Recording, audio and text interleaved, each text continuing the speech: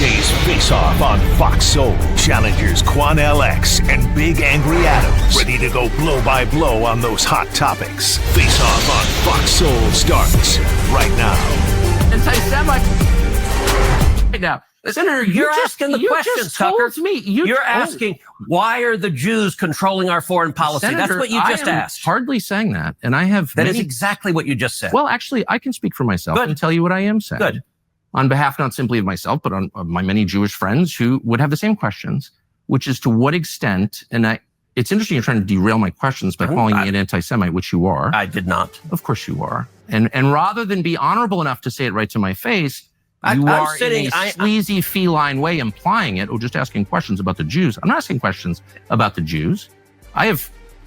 There's nothing to do with Jews or Judaism. It has to do with the foreign government. Isn't Israel controlling our foreign policy? That's not about the Jews. You said, I'm asking you. And by the way, you're the one that just called me, I think, a sleazy feline. So let's be clear. It's sleazy to imply that I'm an anti-Semite, which you just did. No, I just said, why is that the only question you're asking? You answer it. Give me another reason. If you're not an anti-Semite, give me another reason why the obsession is Israel. I am in no sense obsessed with Israel. We are on the brink of war with Iran.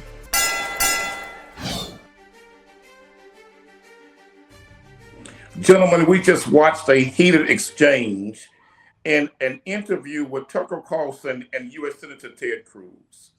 Both men obviously were no fan of one another in this interview. Tucker Carlson, I believe, raised a couple of legitimate questions, and I feel the U.S. Senator chose not to answer those questions directly. I don't believe that Tucker Carlson, and I'm no fan of his, nor am I a fan of U.S. Senator Ted Cruz. I've disagreed vehemently with both men. But I don't believe that Tucker Carlson was wrong in questioning and raising legitimate questions about the influence of AIPAC involved in America's foreign policy in the Middle East.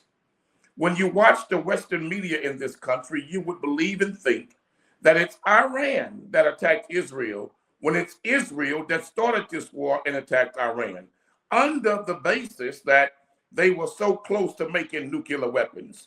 Well, if that's the case, why has not America and its allies attacked North Korea? Why didn't it attack Pakistan? Russia poses a legitimate threat to America and has stated so, but we have not chosen to invade and bomb them.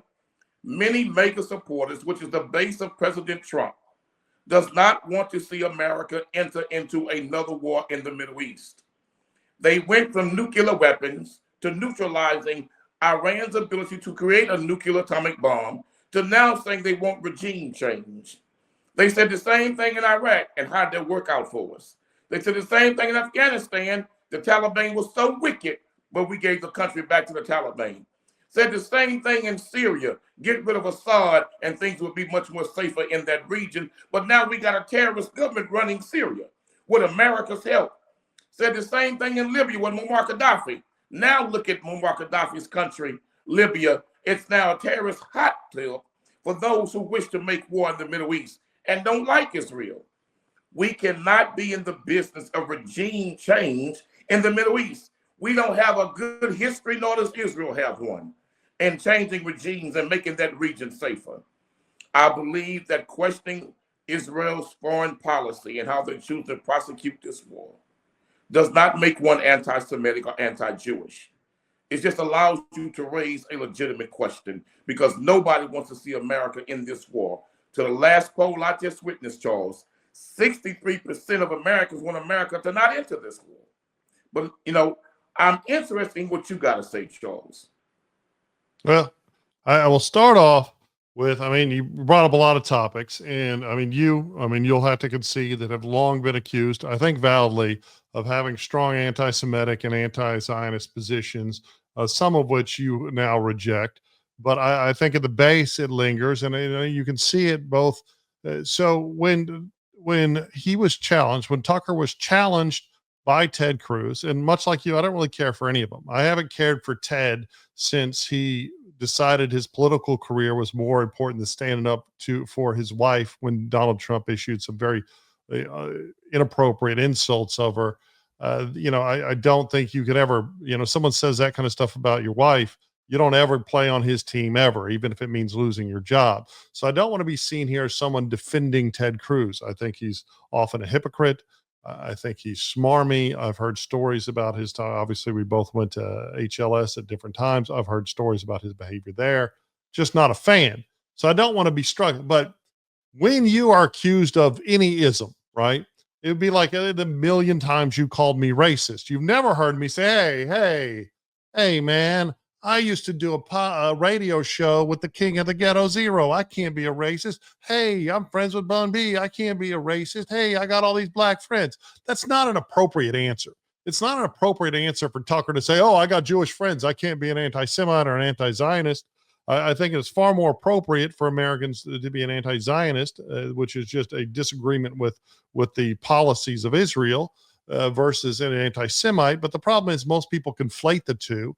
And we've seen time after time after time since October 7th, which was a war by extreme Islamists funded in part by Iran and an attack on Israel, right, by Gazans, that people in America, mainly other Islamists, have conflated being Jewish with being a Zionist, and we've seen violent attack after violent attack after violent attack after violent attack. You have one incident in America where a non-Jewish landlord murders a Muslim, and then all of a sudden we hear from you and everyone else, oh, Islam is under attack. But the truth is, right, Islamists have been attacking the world and chanting death to America and death to Israel for decades. If you go into any AI and you say, well, what does Iran mean by death to America or death to Israel? You've got to listen to a nonsensical lecture about, oh, well, they don't really mean to kill Americans. They don't really mean to kill Israelis. They just want to kill their foreign policy,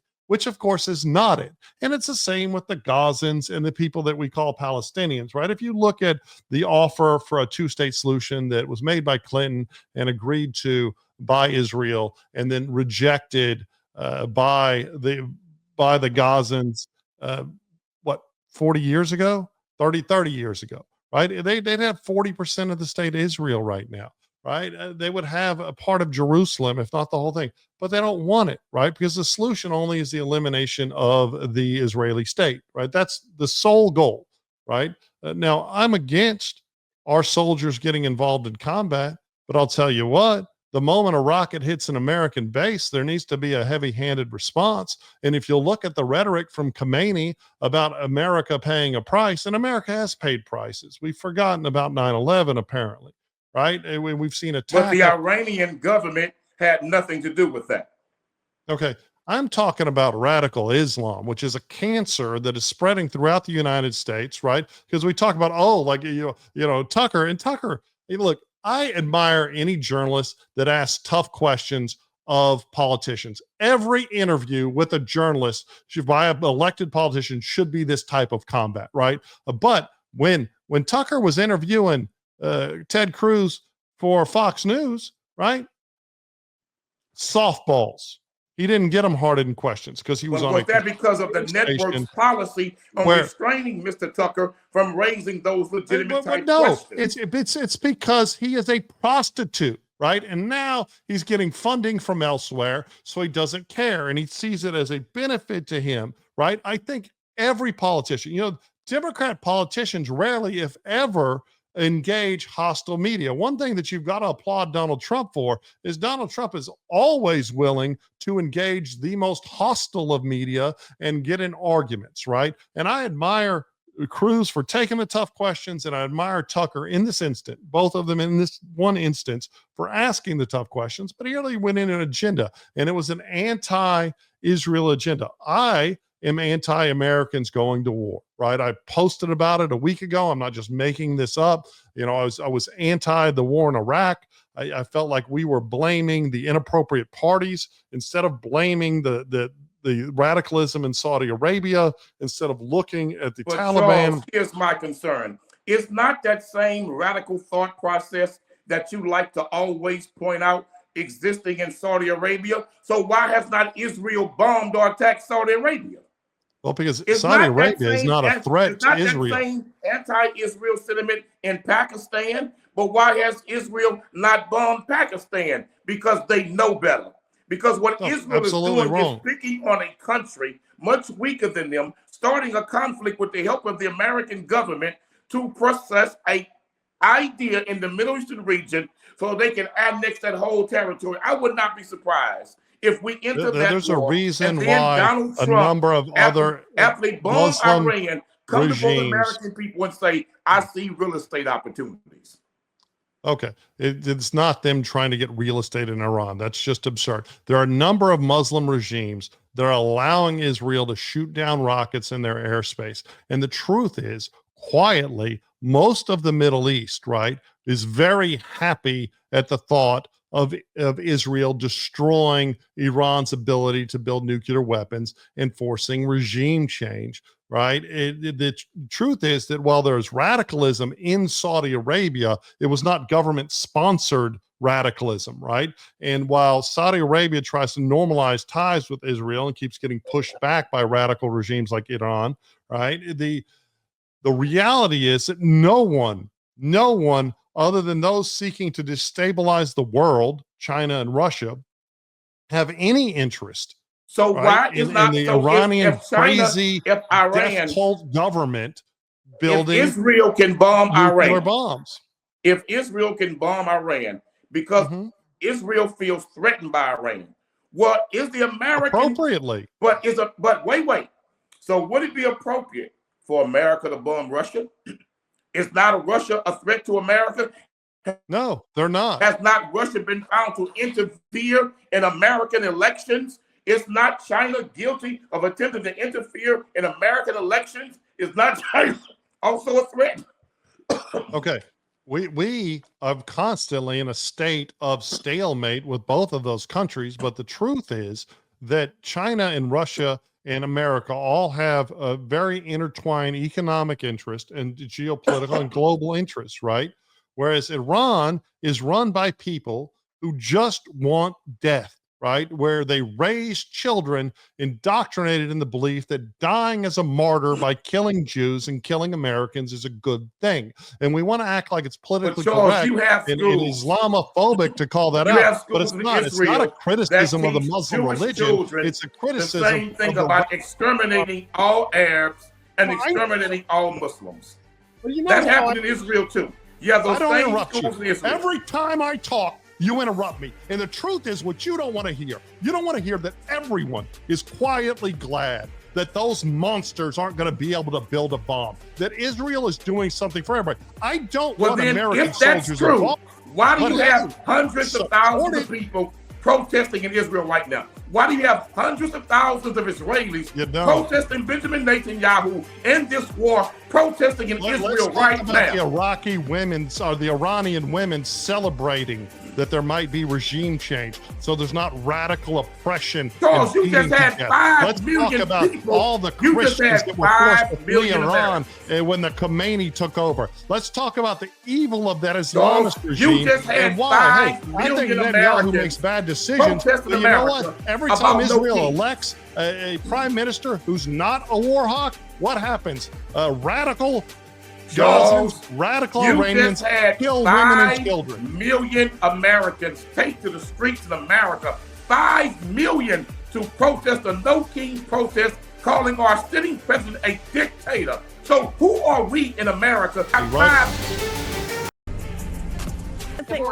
Let's not do that, because if we start with that, we have been known in this country to tie gay folks to the car. But where the Iranian regime is today in 2025 is nothing compared to the United States. Hanging black people. So it is not even the same. I could accept wearing this outfit. Wait. That's not what you mean to say. It is the same. No, it's not. The year 2025 in the United States is nothing like if I step foot wearing this outfit into killed for I'm sorry.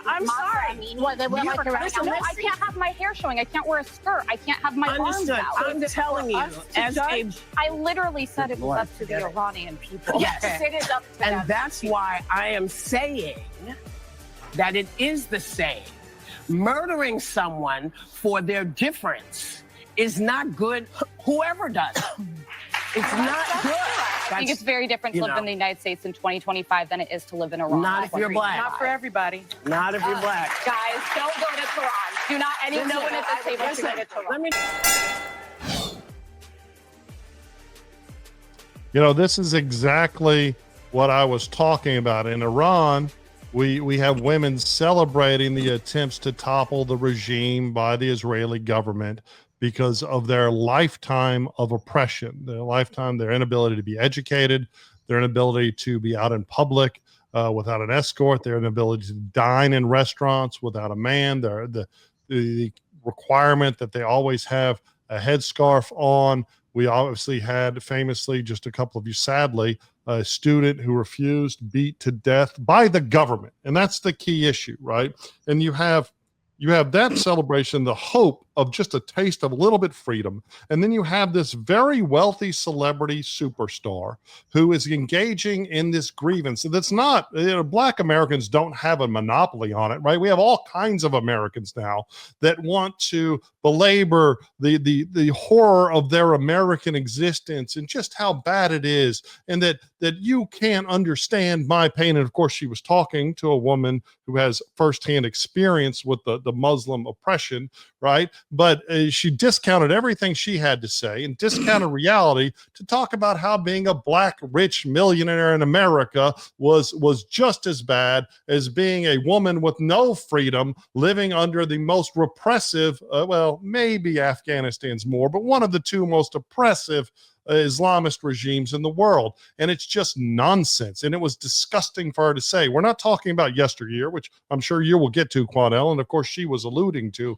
We're talking about the last half century. We're talking about, more importantly, this conversation was about 2025 today, right? Where what Whoopi would have you believe is that the level of oppression she experiences and that other Black female Americans and Black Americans generally experience is the same as what's going on for Iranian women. And it's a disgusting lie, right? And she went over, we don't know. We have to worry about our kids if they go out and they run from the wrong person. Hey, we want to have a real conversation. We do need to be worried about kids, especially in urban African-American communities. They are faced the threat of robbery, murder, death every single day.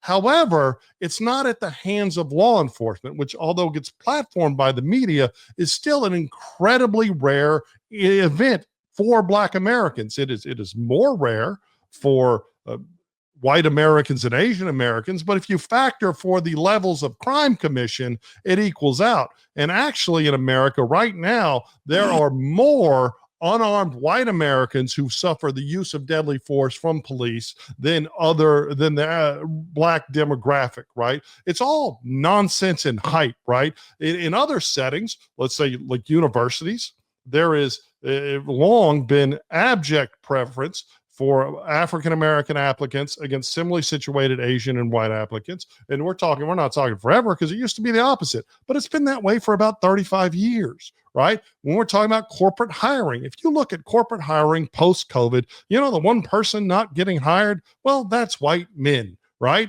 Because it's all been, hey, this super strong focus on DEI, right? And I'm not one to condemn affirmative action, but I'm also not one to support radicalized discrimination, whether it was the horror of Jim Crow or what's going on to many white Americans now, right? Unless you can check some other box, right? There's an interesting song going on TikTok about a guy that says he pretends to be bi so he could get a job, but he really isn't, right? And we in America, we do have bias right now, but it's not what Whoopi's talking about. And we've got to maybe let go of this nonsense that we've all got this grievance and realize that Iranian women are oppressed because of radical Islam, which is an evil death cult.